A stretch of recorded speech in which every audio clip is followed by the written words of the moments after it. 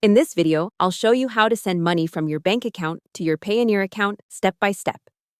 First, sign in to your Payoneer account and check if you have the Add Funds option available. Payoneer says this feature is only available to eligible accounts, so if you see an Add Funds button on one of your balances, that means you can deposit money from your own bank account. Next, click Add Funds, then select Get Started. Payoneer may ask you to confirm some details about your account before enabling the feature. Once approved, you'll be able to view special receiving account details that are specifically meant for adding funds. Now, open your bank app or online banking and create a bank transfer using the receiving account details shown in Payoneer.